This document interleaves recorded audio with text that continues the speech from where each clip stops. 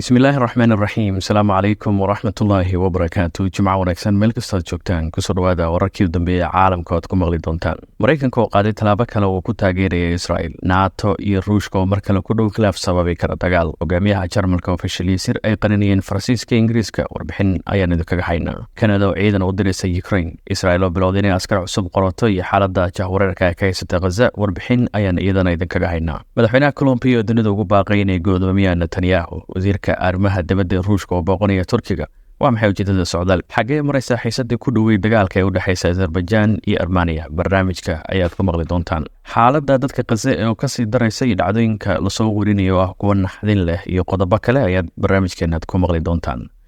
balse ugu horreeyay maraykanka ayaa la sheegay inuu hor istaagay falcelinta golaha ammaanka ee qaramada midoobey la xiriirtay in la cambaareeyo ficilka arxandarada ahaa ee israel ay ku dishay 112 qof oo falastiiniyiin halka ay ku dhaawacmeen 760 kale xilli ay ku socdeen gaadiidka gargaarka waqooyiga khaza si ay cunno iyo gargaar kale u helaan intuu socday shirka golaha ammaanka ee xarunta qaramada midoobey new york ka dhacay dalalka xubnaha ka ayaa ka wada hadlay inay soo saaraan bayaan ay kaga jawaabayaan weerarkan xadinta leh ee lagu dilay falastiiniyiinta fadhiga oo albaabadu xirnaayeen kadib wax wara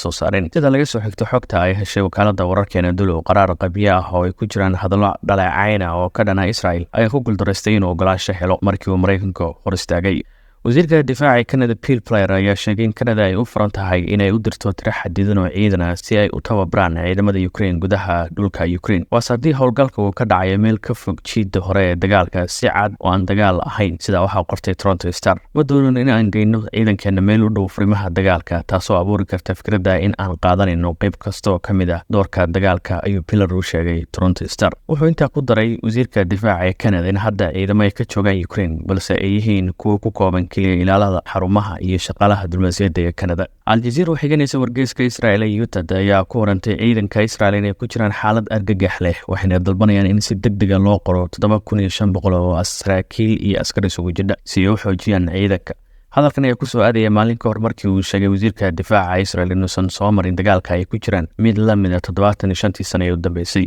isagoo markaa muujiyey baahida ay u qabaan dib u habeyn lagu sameeyo hanaanka qorista askarta si loo fududeeyo loona helo tiro badan oo ciidan ah oo kusoo biira askarta Israel arrimahan waxaa markiiba lagu sheegay inay muujinayaan heerka uu gaarsiisan yahay khasaaraha Israel ay kala kulmayso dagaalka ka socda Gaza hogaamiyaha Jarmalka Olaf Scholz ayaa la kulmay dhaleecayn xoog leh kadib markii uu banaanka keenay sir u qarsoonid Ingiriiska iyo Faransiiska oo la xiriirtay in ciidan labada dal ka socda ay ku sugan yihiin goobaha dagaalka ee Ukraine iyagoo ka caawinaya ciidamada Ukraine adeegsiga gantaalada ridada dheer hadalkan markii uu sheegay saacado kadib si dhaqso ah waxaa qayladhaan uga soo baxday dhinaca Ingiriiska Faransiiska iyo wadamada kale ee Yurub oo ku dhaleeceeyay hogaamiyaha Jarmalka inuu ku dhaqaaqay xadgudub iyo inuu bixiyay sir sharci darra tan waxaa la sheegay inay fursad u siinayso Ruushka inuu bartilmaameed ka dhigto Ingiriiska iyo Faransiiska sidoo kalena hadalkan uu sheegay hogaamiyaha Jarmalka wuxuu noqon doonaa mid soo xigto Putin arrintan ayaa kusoo aadaysa iyada madaxweynaha Ruushka uu sheegay haddii reer galbeedka ay ku fogaadaan taageerada ay siinayaan Ukraine inay markaa noqonayso duulaan lagu soo qaaday Ruushka wuxuuna xasuusiyay in Ruushka uu haysto hub garaaci kara dhammaan wadamada reer galbeedka wasiirada arrimaha dibadda ee dalalka Azerbaijan iyo Armenia oo maalmahan ku shirsanaa Berlin Jarmalka ayaa sheegay inay gaareen heshiis lagu dejinayo xiisadda labada dal u dhaxaysa oo mar ku dhawaatay inay isku bedesho dagaal labada dal ka dhex qarxa balse Jarmalka ayaa soo kala dhexgalay si xiisadda loo qaboojiyo hadda warbateed rasmi ah oo baahiyay labada dal ay ku sheegeen inay sii wadi doonaan wadaxaajoodka si meesha looga saaro khilaafka salka ku haya muranka xuduudaha xiriirka u dhaxeeya labada dal oo hore uga tirsanaa midowga Sofiyeedka ayaa ahaa mid kacsan tan iyo sanadkii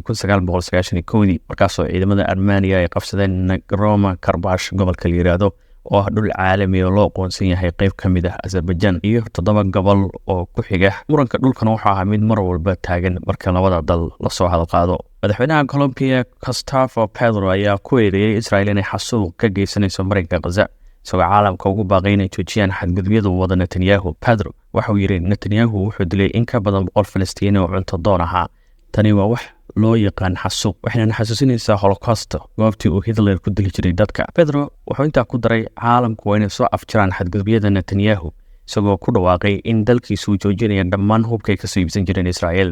wasiirka arrimaha dibadda ee Ruushka Sergey Lavrov ayaa maanta Jimcaha ku wajahan dalka Turkiga isagoo doonaya inuu dib u soo nooleeyo wadahadaladii nabadda ee Ruushka iyo Ukraine iyo sidii loo xaqiijin lahaa in si badbaado leh loo maro badda madow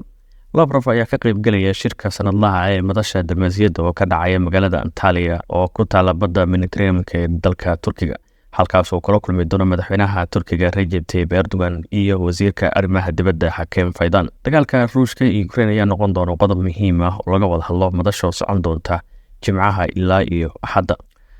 dalka Iran waxaa maanta ka bilaabatay doorashadii u horeysay tan iyo sanadkii 2022 oo lagu dooranayo xubnaha baarlamaanka, golaha khubarada iyo guddiga culimada. Sida uu sheegay telefishinka Iran, hogaamiyaha ruuxiga ee Iran Ali Khamenei oo 84 sano jir ayaa dhiibtay mid ka mid ah codadka ugu horeeyay doorashada. Guddiga culimada oo shaqayn doona muddo 8 sano ayaa loo xil saaray inay doortaan hogaamiye sare oo cusub haddii Khamenei uu xilka ka dago ama uu dhinto sabab la xiriira da'da Khamenei hadda jira ee 84 sano mid sii kordhaysa. Ugu dambeyntiina xaaladda laga soo warinayay qasaya mid muruga leh. Carruurta iyo haweenka ayaana hadda awoodi karin inay lugahooda ku socdaan sabab la xiriira xaaladda gaajada iyo macaluusha ay wajahayaan.